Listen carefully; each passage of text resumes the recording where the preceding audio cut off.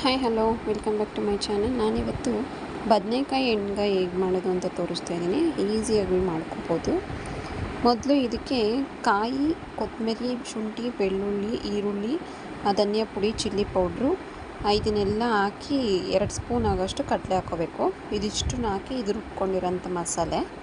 ಅದು video ತೊಗೊಂಡಿಲ್ಲ, skip ಆಗಿಬಿಟ್ಟಿದೆ. So ಈ ಮಸಾಲೆ ಸೈಡಲ್ಲಿ ಇಟ್ಕೋಬೇಕು.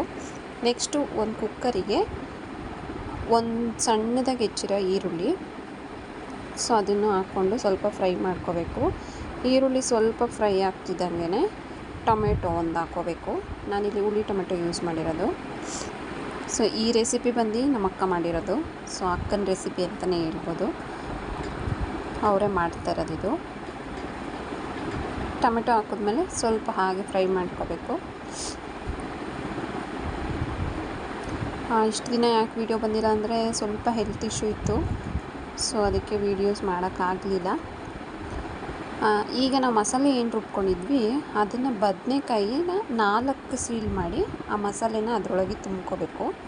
ನಾವು ಮಸಾಲೆ ಏನು ರುಬ್ಕೊಂಡಿರ್ತೀವಲ್ವ ಅದನ್ನು ಬದನೆಕಾಯಿಗೆ ತುಂಬ್ಕೋಬೇಕಾಗುತ್ತೆ. ನೀವು ಕಟ್ ಮಾಡ್ಕೊಳ್ಳುವಾಗ ಬದನೆಕಾಯಿ ನೋಡ್ಕೋಬೇಕು, ಹುಳ ಆಗಿರುತ್ತೆ ಒಂದೊಂದು ಸತಿ. ಸೊ ಅದಕ್ಕೆ ಅಷ್ಟೇ ನೋಡಿ, ಈ ಥರ ತುಂಬ್ಕೋಬೇಕಾಗುತ್ತೆ, ಮಸಾಲೆ ಫಿಲ್ ಮಾಡ್ಕೋಬೇಕು. ಸೊ ಫಿಲ್ ಮಾಡ್ಕೊಂಡಿರೋದನ್ನು ಡೈರೆಕ್ಟಾಗಿ ನಾವು ಏನು ಈರುಳ್ಳಿ ಟೊಮೆಟೊ ಹಾಕಿ ಹುರ್ಕೋತಾ ಇದ್ವಿ ಅದಕ್ಕೆ ಹಾಕಬೇಕಾಗತ್ತೆ. ನೋಡಿ, ಈಗ ನಾನೆಲ್ಲ ಹಾಕ್ಕೊಂಡಿದ್ದೀನಿ. ಇದನ್ನು ಜಸ್ಟ್ ಹಂಗೆ ಸ್ವಲ್ಪ ಎಣ್ಣೆಯಲ್ಲಿ ಫ್ರೈ ಮಾಡಬೇಕಾಗುತ್ತೆ. ನೋಡಿ, ಈ ಥರ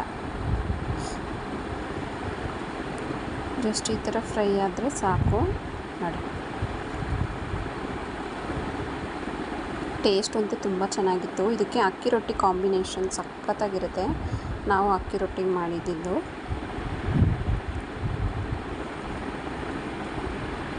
ನೋಡಿ, ಈ ಥರ ಮಸಾಲೆ ಫಿಲ್ ಮಾಡಿ ಹಾಕಿದ್ಮೇಲೆ ಒಂದು ಸ್ವಲ್ಪ ಫ್ರೈ ಮಾಡಿ ಆಮೇಲೆ ನಾವು ಮಸಾಲೆ ಏನು ರುಬ್ಕೊಂಡಿದ್ವಲ್ವ ಸೊ ಅದನ್ನು ಇದಕ್ಕೆ ಹಾಕೋಬೇಕಾಗತ್ತೆ. ಇದಕ್ಕೆ ಹಾಕ್ಕೊಂಡು ನಾವು ಜಾರ್ದು ಏನಿದೆ ಅದಕ್ಕೆ ನೀರು ಹಾಕಿ ಸ್ವಲ್ಪ ಗ್ರೇವಿ ಥರ ಮಾಡ್ಕೊಂಡಿದ್ದೀನಿ. ನೋಡಿ, ಈ ಥರ ಇದೆ. ಈಗ ಇದನ್ನು 1 ವಿಷಲ್ ಕೂಗಿಸ್ಕೋಬೇಕು. ನೀವು ಬೇಕು ಅಂದರೆ ಹಂಗೆ ಮಾಡ್ಕೋಬೋದು, ಬಟ್ ನಮಗೆ ಬೇಗ ಆಗಬೇಕಿತ್ತು ಅಂತ 1 ವಿಷಲ್ ಕೂಗಿಸ್ಕೊತಾ ಇದ್ದೀವಿ. ನೆಕ್ಸ್ಟು ಕಡಲೆ ಬೀಜ 1 ಕಪ್ಪು, ಎಳ್ಳು 2 ಟೇಬಲ್ ಸ್ಪೂನನ್ನು ಹುರ್ಕೋಬೇಕಾಗುತ್ತೆ. ಅದನ್ನು ಡ್ರೈ ರೋಸ್ಟ್ ಮಾಡಿಕೊಂಡು ಈ ಥರ ತರಿಯಾಗಿ ರುಬ್ಕೋಬೇಕು. ನೋಡಿ, ಈ ಥರ ರುಬ್ಕೊಂಡ್ರೆ ಸಾಕು. ಇದೇ ಮೇಯ್ನ್ ಟೇಸ್ಟ್ ಇದಕ್ಕೆ, ಗ್ರೇವಿಗೆ. ಅದು 1 ವಿಷಲ್ ಏನಾಗಿತ್ತು ನೋಡಿ, ಮತ್ತೆ ಸ್ವಲ್ಪ ಗ್ಯಾಸ್ ಫ್ಲೇಮ್ ಹಚ್ಚಿ ನಾವೇನು ರುಬ್ಕೊಂಡಿದ್ವಿ ಅದರಲ್ಲಿ ಒಂದು ಸ್ವಲ್ಪ ಇದು ನಿಮಗೆ ಎಷ್ಟು ಬೇಕೋ ಅಷ್ಟು ನೋಡಿಕೊಂಡು ಹಾಕ್ಕೋಬೇಕಾಗತ್ತೆ. ನೋಡಿ, ಇಷ್ಟೇ. ಲಾಸ್ಟಲ್ಲಿ ಹಾಕೋದ್ರಿಂದ ಟೇಸ್ಟ್ ತುಂಬ ಚೆನ್ನಾಗಿರುತ್ತೆ. ಒಂದು ಸರಿ ಟ್ರೈ ಮಾಡಿ, ಇದನ್ನು ಚೆನ್ನಾಗಿತ್ತು. ನೋಡಿ, ಇಷ್ಟೇ ಈಸಿಯಾಗಿ ಬದನೆಕಾಯಿ ಮಾಡ್ಕೋಬೋದು.